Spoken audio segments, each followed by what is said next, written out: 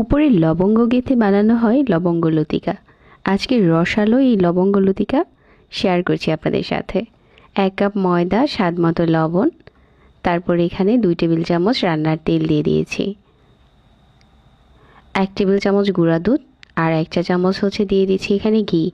সবগুলো উপকরণ ভালো করে মিশিয়ে নেওয়ার পর কুসুম গরম পানি দিয়ে একটা সফট গোলা বানিয়ে কিছুক্ষণ রেস্টে দেব।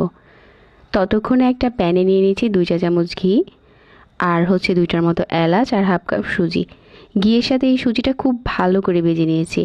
এখন 1/4 কাপ চিনি, 1/4 কাপ গুঁড়া দুধ, আর দিয়ে দিচ্ছি ফ্রেশ কোরানো নারিকেল।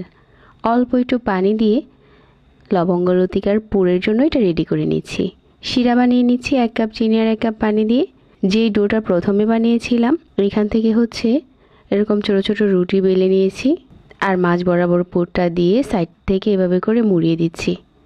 তো এভাবেই বানানো হয়ে গেল লবঙ্গ লতিকা। মাঝ বরাবর একটা লবঙ্গ গেঁথে দিয়েছি।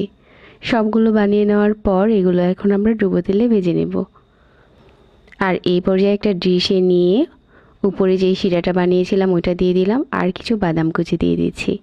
যাদের মিষ্টি খাবার পছন্দ চাইলে এই লবঙ্গ লতিকাটা বানিয়ে নিতে পারেন।